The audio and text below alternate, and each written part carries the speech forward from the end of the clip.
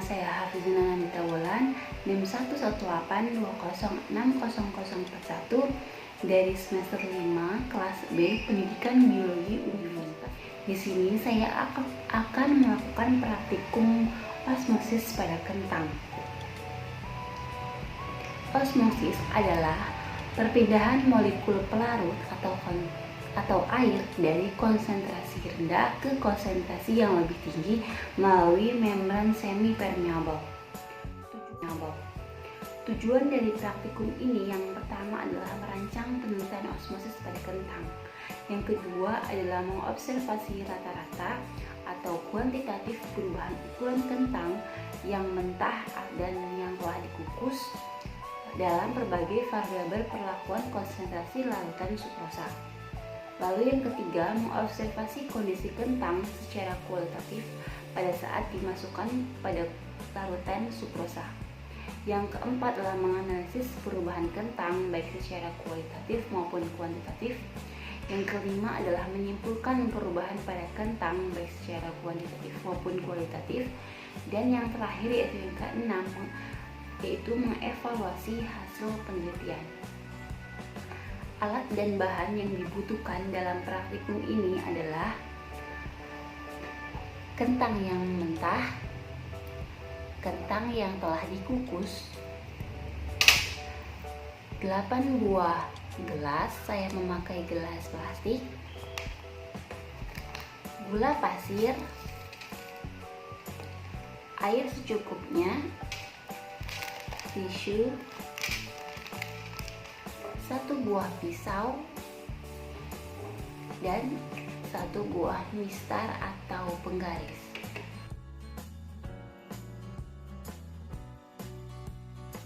Langkah-langkah penelitian osmosis pada kentang yang pertama adalah kita mengupas kentangnya, baik kukus ataupun yang mentah.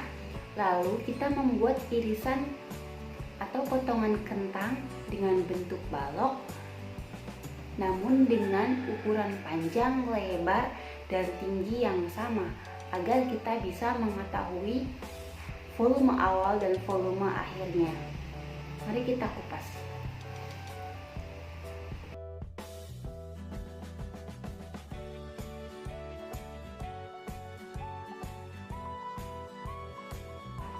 Ini udah saya kupas kentang yang mentah dan yang telah dikukus. Selanjutnya adalah kita potong atau iris dengan bentuk yang sama, baik ukuran panjangnya, lebarnya, dan tingginya, agar kita bisa mengetahui volume awal dan volume akhirnya. Oke, kita potong sekarang. Gunakan penggarisnya.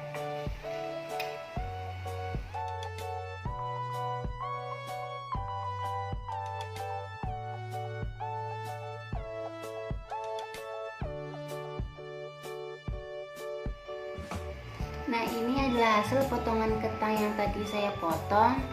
Ini kentang yang mentah, ukurannya seperti ini, sama saja dengan kentang yang telah dikukus dalam hal bentuk dan ukurannya.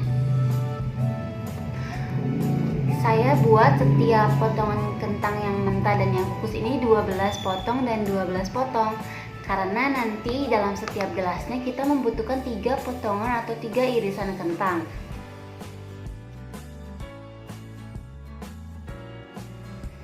Langkah yang selanjutnya adalah kita membuat larutan sukrosa 10%, larutan sukrosa 20%, larutan sukrosa 30%, dan air mineral 100 ml. Yang pertama kita buat dulu yang 10%, butuhkan 1 gelas. Lalu kita membutuhkan 100 ml air dan 10 gram gula pasir. Di sini saya menggunakan untuk mengukur airnya menggunakan botol bayi yang berukuran 50 ml, karena saya tidak mempunyai gelas ukur. Jadi saya akan menuangkan sebanyak 50 ml 2 kali ke dalam gelas.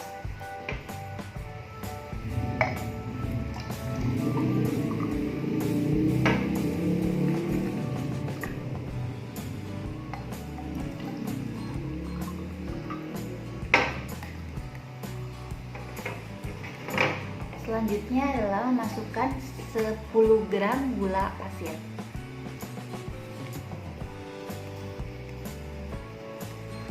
Lalu kita aduk.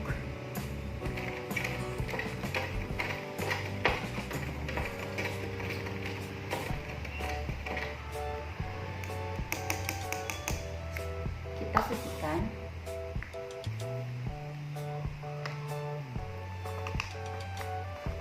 Lalu yang selanjutnya kita buat yang larutan sukrosa 20%. Sama, kita membutuhkan 100 ml air.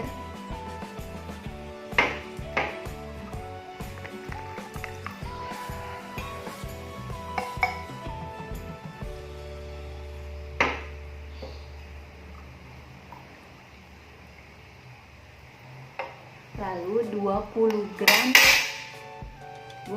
gram gula pasir.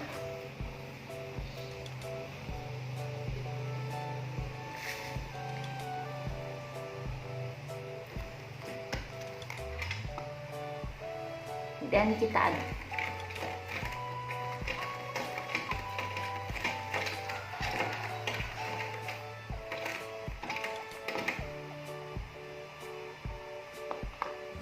Awas tertukar.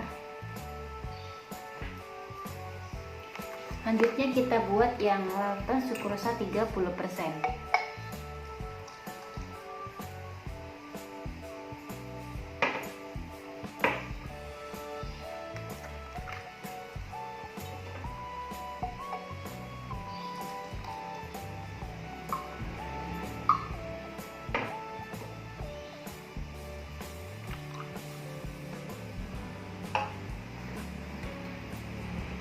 Membutuhkan 30 gram gula pasir.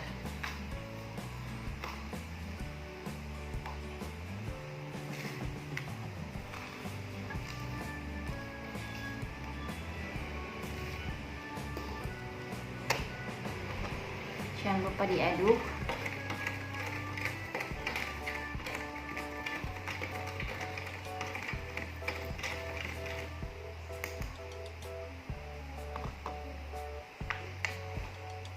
Dan yang terakhir adalah air mineral 100%. Kita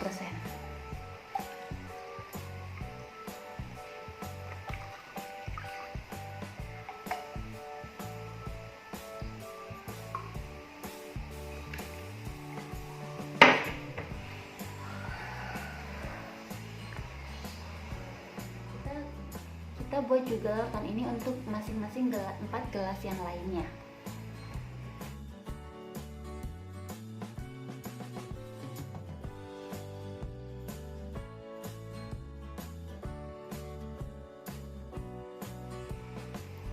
Nah, ini larutan yang sudah dibuat, larutan sukrosa 10%, larutan sukrosa 20%, larutan sukrosa 30%, dan ini air mineral 100%.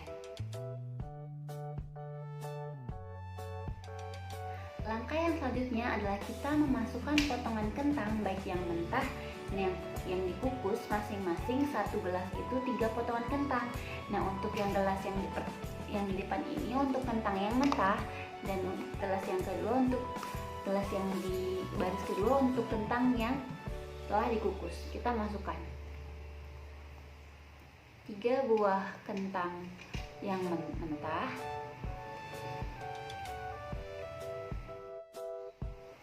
Nah, setelah kita memasukkan kentangnya ke dalam masing-masing gelas, jangan lupa untuk memberikan label di setiap gelasnya, takutnya kita tertukar. Kita buat labelnya.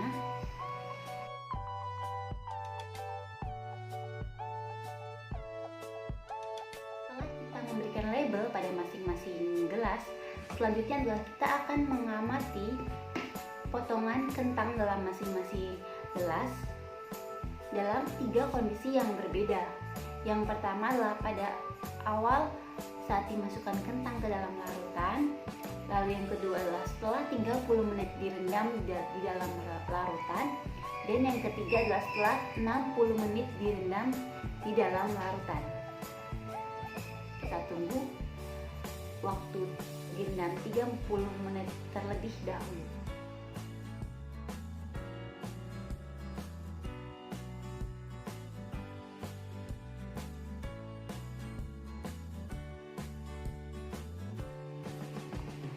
Setelah direndam selama 60 menit, barulah kita amati kentang pada setiap larutannya. Caranya adalah kita amati dulu yang kentang mentah pada larutan sukrosa 10%. Kita ambil kentangnya, lalu kita lap dengan tisu.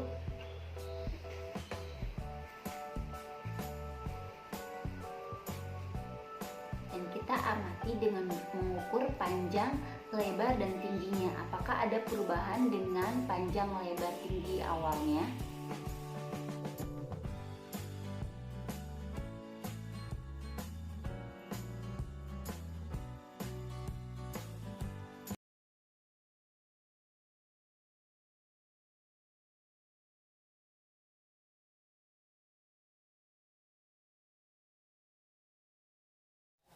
Hasil pengamatan dari praktikum ini yaitu bisa dilihat dari hasil perubahan kualitatif kentang mentah dan kukus pada waktu 30 menit pada larutan sukrosa 10% dan air biasa 100 ml, baik kentang mentah maupun kentang kukus belum terlihat perubahannya.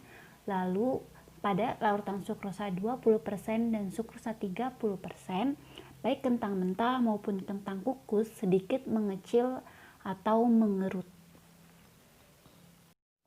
Lalu pada tabel yang kedua yaitu hasil perubahan kualitatif kentang mentah dan kukus pada waktu 60 menit di larutan sukrosa 10%, baik kentang mentah maupun kentang kukus, kentangnya sedikit mengecil atau mengerut dan berwarna sedikit kuning kecoklatan. Lalu pada larutan sukrosa 20%, kentangnya mengecil atau mengerut dan berwarna sedikit kuning kecoklatan. Pada larutan sukrosa 30%, baik kentang mentah maupun kentang kukus, kentangnya mengecil atau mengerut dan berwarna kuning kecoklatan. Lalu pada kentang mentah pada air biasa 100 ml, kentangnya membesar dan bertekstur keras berwarna kuning. Sedangkan pada kentang kukus pada air biasa 100 ml, kentangnya membesar dan lembek, hampir hancur dan berwarna kuning. Lalu tabel yang ketiga yaitu hasil kuantitatif kentang mentah. Bisa dilihat pada larutan sukrosa 10%, 20%, dan 30%, volume kentang mentah setelah direndam 60 menit mengalami penurunan, sehingga kentang menjadi menciut. Hal ini karena adanya perpindahan molekul air dari dalam kentang yang berkonsentrasi rendah atau hipotonik keluar menuju larutan sukrosa yang berkonsentrasi tinggi. Oleh sebab itu, kentang menjadi menyusut. Keadaan seperti ini disebut dengan plasmolisis. Namun, bisa dilihat pada kentang mentah yang direndam 60 menit dalam air biasa 100 ml, volume kentang mengalami penambahan atau peningkatan. Hal ini terjadi karena konsentrasi air di dalam kentang lebih tinggi daripada air biasa. Maka terjadi perpindahan air dari air biasa yang konsentrasinya hipotonik ke kentang yang hipertonik. Hal ini menyebabkan kentang menjadi keras dan bertambah volume. Keadaan kentang yang seperti ini disebut dengan turgid. Lalu pada tabel yang keempat yaitu tabel hasil kuantitatif kentang kukus, sama sebenarnya dengan kentang mentah yang telah direndam 60 menit. Pada larutan sukrosa 10%, 20%, dan 30%, kentang kukus juga mengalami plasmolisis dan pada air biasa kentang menjadi turgid. Kesimpulan dari praktikum ini adalah baik kentang mentah maupun kentang yang telah dikukus, keduanya mengalami osmosis. Namun terdapat perbedaan yang terjadi. Pada kentang mentah dan kentang yang dikukus yang direndam di dalam larutan sukrosa mengalami plasmolisis sehingga volume akhirnya mengecil atau menyusut. Sedangkan pada kentang mentah dan kentang yang dikukus yang direndam dalam air biasa 100 ml menjadi turgid sehingga volume akhirnya bertambah. Sekian dari saya. Terima kasih. Mohon maaf maaf jika ada kesalahan. Wassalamualaikum warahmatullahi wabarakatuh.